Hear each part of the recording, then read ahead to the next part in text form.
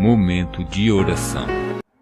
Pai Santo e Eterno, quero agradecer ao Senhor por mais essa oportunidade que o Senhor nos dá de estarmos aqui e nesta oportunidade para estudarmos um pouco mais da Tua santa e gloriosa palavra.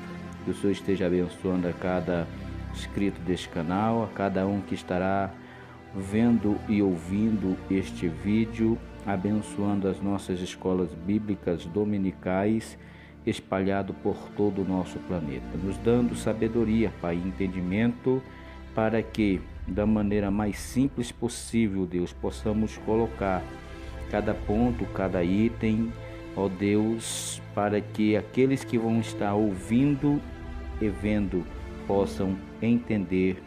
Em o nome do Senhor Jesus, é o que te pedimos e te agradecemos, em nome de Jesus. Meus irmãos, a paz do Senhor Jesus, e quem vos fala é o evangelista Adriano Fortes. Estou aqui em mais essa oportunidade para comentar mais uma lição das lições bíblicas da editora Betel. E desta feita estaremos comentando a lição de número 11, o processo da formação do discípulo. Estaremos discorrendo a respeito desse assunto hoje. Como texto base, nós temos aí texto de Tito, capítulo 2, do versículo 11 ao versículo 14, que nós vamos aprender no decorrer dos pontos e dos itens a respeito desse processo de formação desse discípulo, desde os primórdios. Vamos ver como isso funciona. Vamos entender aqui o que o nosso comentarista está nos passando, com a ideia disso, para aqueles que talvez não saibam ainda, para aqueles que já sabem, relembrar aí. Nós temos como primeiro objetivo para essa lição conscientizar sobre a importância deste primeiro passo. O nosso comentarista vai nos dizer aqui que, primeiro, houve a manifestação de Deus e, em seguida, alcançando a expectativa desta manifestação, houve então a resposta humana. O nosso primeiro ponto vai falar sobre a importância desse primeiro passo. Nada mais é, nada menos do que, como eu acabei de dizer, a nossa resposta a essa manifestação de Deus para conosco. É quando nós falamos sim para o Espírito de Deus que nos convence do juízo, do pecado e da justiça. Ali, através daquela ação, da manifestação de Deus e da ação humana, começa ali esse processo de formação do discípulo do Senhor. Esse é o primeiro passo. Aceitarmos a Jesus, aceitarmos este novo nascimento, aceitarmos a proposta do reino de Deus, fazer com que o velho homem ele seja tirado e um novo homem seja a cada dia formado em nós. Vai seguir aí então falando a respeito dessa grande salvação, porque a partir do momento em que você aceita Jesus e começa a ser gerado em você esse novo nascimento, aí entra o processo desta tão grande salvação. E pegando aqui o gancho do nosso comentarista, quando ele fala a respeito da salvação ser uma palavra que reúne todos os atos de Deus para a redenção da humanidade, vários sentidos são encontrados nesta palavra: libertação, segurança, cura, redenção, resgate, mostrando assim a completude do trabalhar de Deus na vida do ser humano que o recebe como Senhor e Salvador. E é por isso que, como vai dizer o nosso comentarista aqui, o escritor aos Hebreus registra dizendo que é uma tão grande salvação. Projeto salvífico do Senhor, planejado, projetado, tecido por Deus na eternidade, de trazer o ser humano para si, salvo e liberto. Ele, a partir do momento que aceitamos a Jesus, ele começa a ser gerado na nossa vida, através do Espírito Santo, que vai gerando uma nova vida em nós. A primeira coisa que temos, a primeira coisa que enxergamos, um dos primeiros passos que damos é exatamente o que vai dizer o terceiro item na questão da realidade e da gravidade do pecado. Nós precisamos, ou o ser humano precisa cair em si, entender que é pecador, carente e necessitado desta salvação. Entender que ele é um perdido e que não existe outro meio pelo qual o ser humano pode se achegar a Deus, se não for pelo intermediário Jesus Cristo. Não existe outro caminho. Jesus Cristo, ele é a porta, como ele mesmo diz em João, e ele é o caminho, como ele também diz em João. Então, se não for por ele, não existe outro meio. Então, o processo é esse. Deus se manifesta a nós por intermédio do seu Santo Espírito, nos convencendo do pecado, do juízo e da justiça. A nossa, como vai dizer aqui o nosso comentarista, a nossa resposta é a de entendermos que somos pecadores, que precisamos de aceitar a Jesus. Um processo vai acontecer aí, o processo do arrependimento. Mais à frente falaremos dele com mais propriedade.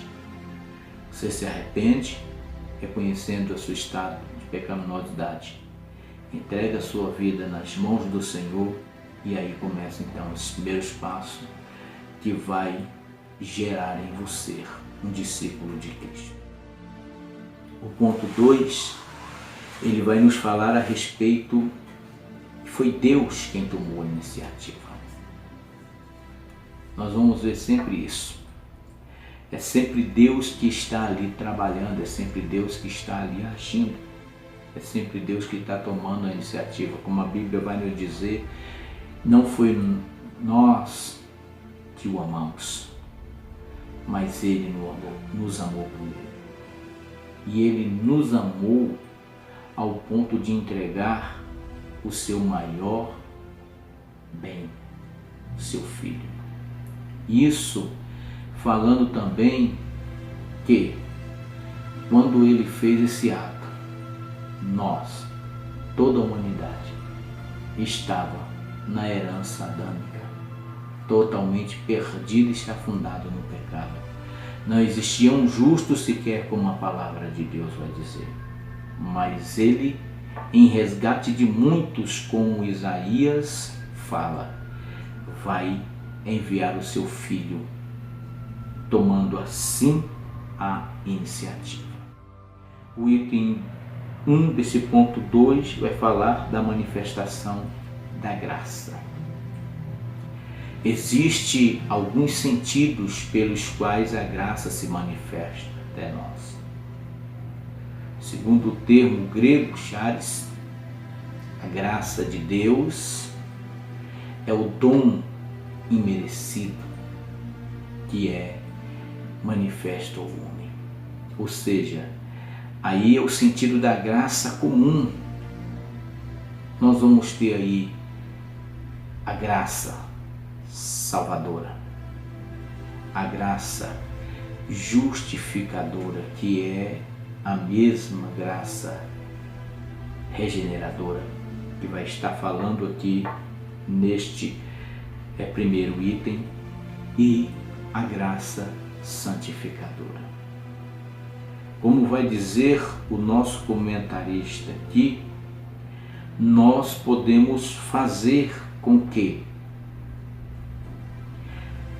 tanto a justificação, como a regeneração, como a salvação, elas se tornam inúteis na vida daquele que não permeia pelo caminho da santidade. Porque, como vai dizer Hebreus capítulo 12, versículo 14, segui a paz com todo e a santificação, porque sem a qual ninguém verá a Deus. É um processo contínuo. A graça comum, que a gente vai entender que é um dom imerecido, gera essa graça salvadora, que é o processo que nós acabamos de falar, de libertação, de cura, de redenção, de remissão, e vai gerar a graça justificadora, que nós vamos entender que pelo sacrifício de Cristo na cruz do Calvário nós somos justificados, e essa justificação, o Espírito Santo trabalha a regeneração da nossa vida, onde vai sendo arrancado a natureza humana, onde vai sendo arrancada a natureza do homem, vai sendo colocada a natureza divina, e a gente vai sendo moldado ao modo de Deus. Essa é a manifestação da graça em nosso favor. E essa manifestação da graça traz para nós salvação. E a salvação, como vai dizer aqui o nosso item 2, ela é pela fé. Paulo falou em diversos cantos das suas epístolas, mas a que fica mais marcada para nós como clímax de todos esses versos que fala da salvação pela fé é Éfesos capítulo 2, o versículo 8, onde ele diz que nós somos salvos por meio da graça, mediante a fé. E isso não vem de vós, é dom de Deus. Então, querido, a fé, ela é algo extraordinário na nossa vida. É como o escritor dos Hebreus vai dizer que ela chama a existência aquilo que não existe. Você precisa crer, não existe outro caminho. Nós estamos ensinando, estudando nessa revista já algumas lições que o primeiro passo é crer. Crer que Jesus é o Senhor e Salvador. Aceitá-lo. Você vai crer que Ele é Senhor e Salvador, vai se arrepender, confessar os seus pecados, pedir para que a partir daquele dia o pecado, a carne, o mundo, o diabo não tenha mais domínio sobre a sua vida, mas que quem te domine seja o Senhor. E tudo isso é um processo de fé. Por isso que a fé é que salva. Que através de nós crermos em Cristo Jesus como nosso Senhor e Salvador, nós angariamos a entrada no reino de Deus. É pela fé. A Bíblia vai falar a respeito de Abraão. Por que Abraão se tornou o pai da fé? A Bíblia diz que ele creu contra a própria esperança. E por isso foi lhe imputado como justiça. Chamou a existência aquilo que não existia. Se nós formos olhar para a nossa condição física, nós vamos ver que realmente não merecemos nada porque somos pecadores. Mas é pela graça mediante a fé. E esta salvação em nós vai fazer com que a obra regeneradora, a obra da regeneração aconteça em nós. É o que nós vamos ver aqui nesse terceiro item, que é lá uma ampliação do primeiro item, quando nós está falando a respeito desta regeneração que é a palavra de Deus pelo Espírito Santo trabalhando no homem. Nós vamos ter aí a palavra de Deus e o Espírito Santo. Nós estudamos algumas lições atrás que Jesus Cristo ele regenera o homem pelo Espírito Santo, dando a nós os seus mandamentos, ou moldando em nós o modo de Deus, ou nos ensinando como é que Deus quer que nós sejamos. E através de nós irmos aceitando aceitando outro e outro e outro ensinamento do Espírito Santo e colocando isso em prática, nós vamos sendo regenerados. Nós vimos que é um processo. Primeiro nós recebemos essa salvação, aprendemos que somos, através de receber o sacrifício de Cristo, justificados, e que essa justificação vai trabalhando em nós e fazendo com que isso aconteça. Vamos sendo regenerados dia após dia, sendo tirado todo o costume, toda a atitude, todo o procedimento do velho homem. É como a Bíblia vai dizer, aquele que mentia, não mente mais. Aquele que roubava, não rouba mais. Aquele que adulterava, não adultera mais. E assim sucessivamente. E este, querido, não é um trabalhar do homem. Por mais inteligente que o homem seja, por mais capacitado que o homem seja, ele não vai conseguir produzir libertação no homem. É como o nosso comentarista vai dizer aqui, não é pela boa educação, não é pelo poder intelectual que alguém tem. Nenhum psicólogo, por mais capacitado que ele seja, ele consegue libertar o homem. Homem não liberta homem. Quem opera essa obra regeneradora, que vai produzir a libertação do homem, é o Espírito Santo de Deus.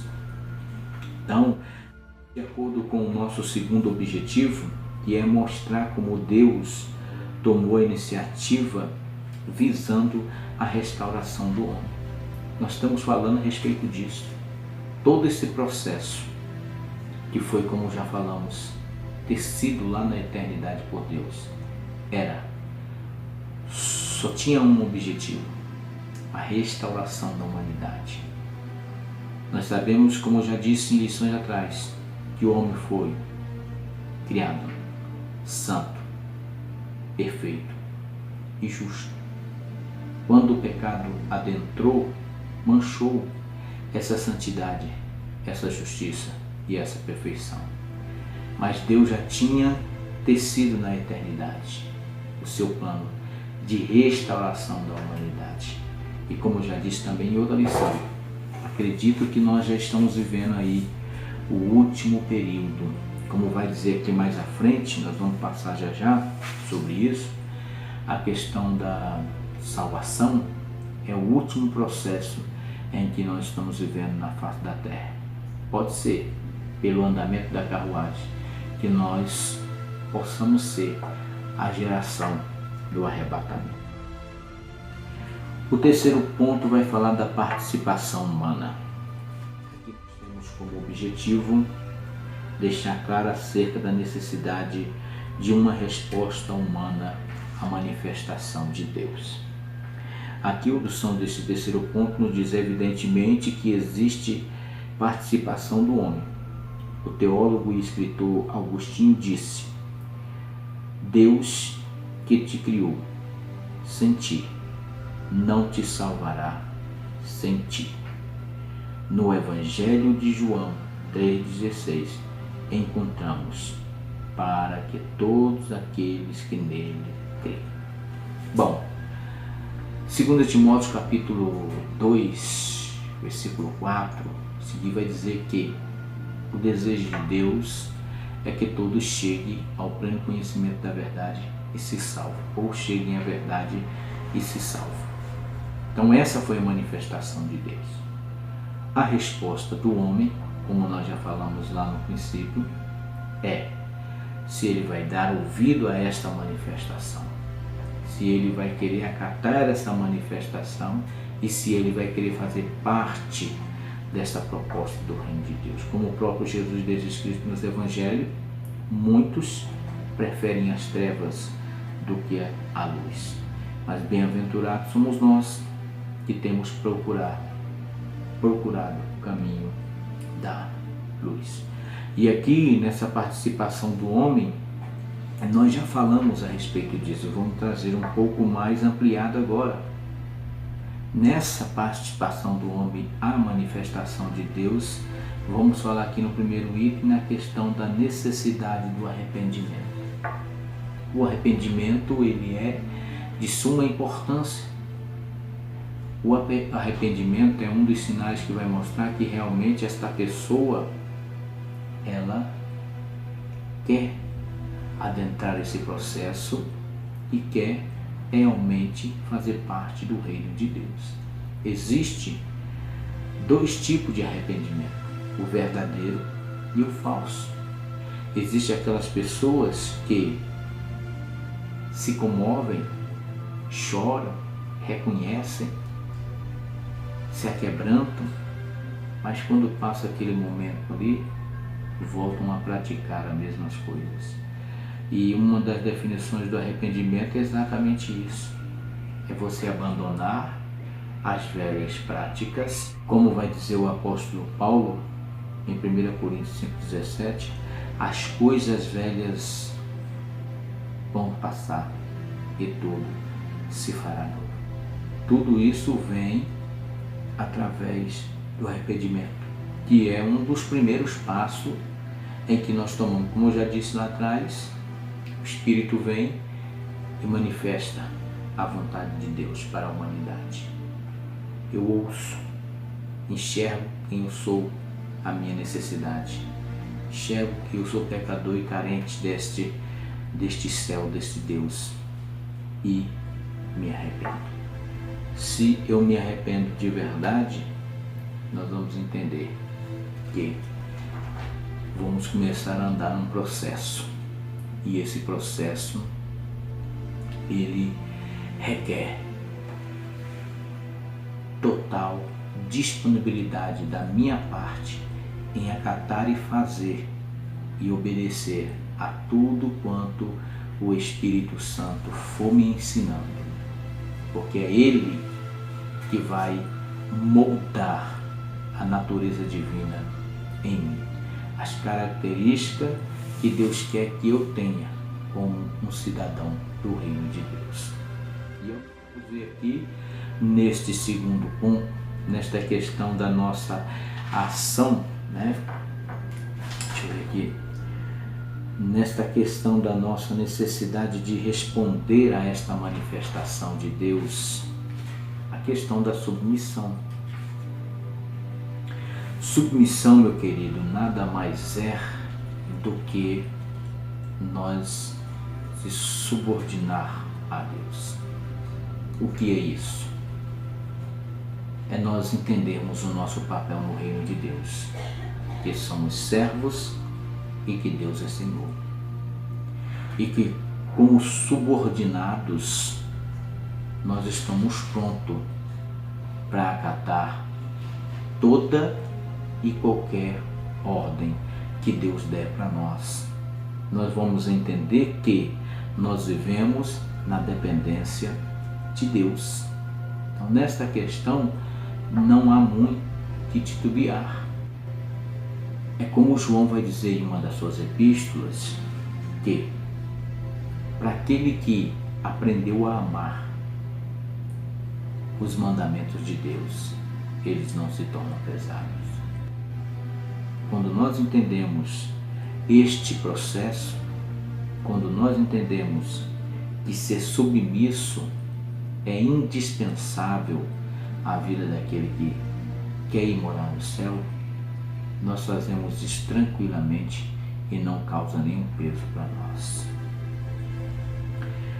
Fechando este ponto, temos aí o terceiro item que vai falar sobre a permanente batalha espiritual. Bom, aqui já é num processo em que nós já vamos observar que estamos avançando, que vai falar exatamente do nosso cotidiano. O inimigo, desde quando Deus lançou o projeto de restauração da humanidade, o inimigo nunca desistiu de tentar fazer com que esse projeto de Deus não vingasse. E ele não conseguiu. O projeto vingou. Jesus se manifestou e, como estava escrito, assim foi. Jesus já manifestado, ele lutou de todas as formas para fazer com que Jesus não conseguisse oferecer a Deus o sacrifício que era necessário em favor da humanidade. Ele também não conseguiu. Jesus venceu esta batalha e se ofereceu em favor de muitos, como Isaías diz. Agora, a tentativa dele é tentar arrancar tantos quantos aceitam este processo na sua vida, tantos quanto aceitam esse projeto de salvação na sua vida. Então ele vai passar toda a vida lutando, 24 horas por dia, lutando, batalhando. E aqui onde vai entrar a questão do processo da carne e do espírito. Essa lição é velha, aprendemos lá atrás. Se nós alimentarmos a carne, o espírito vai ficar enfraquecido e vamos acabar sendo arrancados da presença de Deus. Mas se nós alimentarmos o espírito, a carne não terá lugar na nossa vida e nós vamos a cada dia nos aproximar mais e mais do reino de Deus.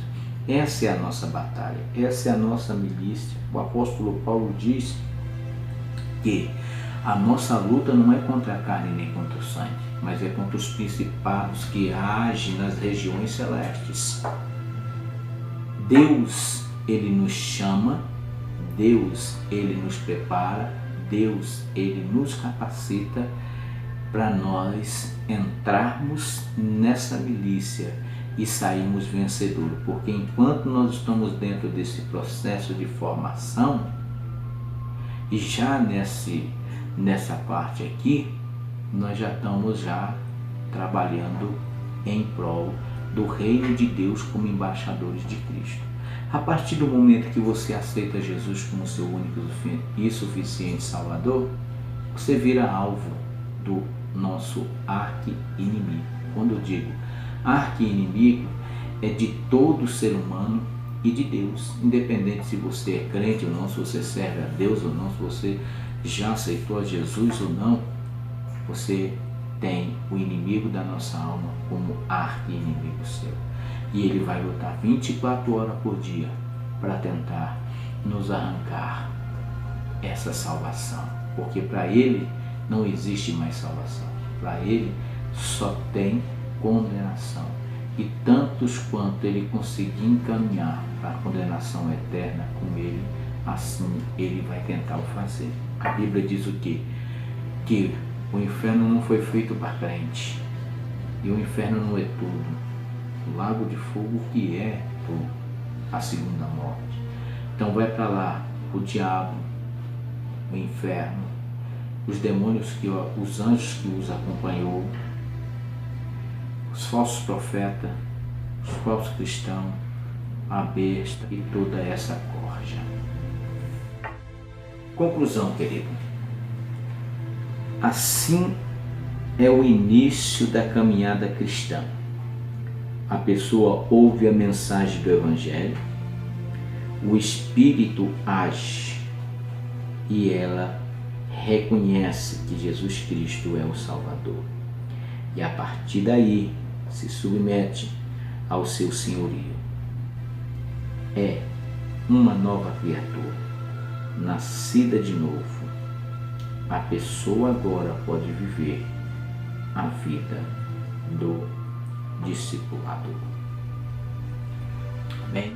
Não deixe aí de deixar o seu joinha, compartilhar esse vídeo, inscrever-se no canal e tá divulgando aí para mais e mais pessoas chegarem a ouvir essa mensagem, tá bom?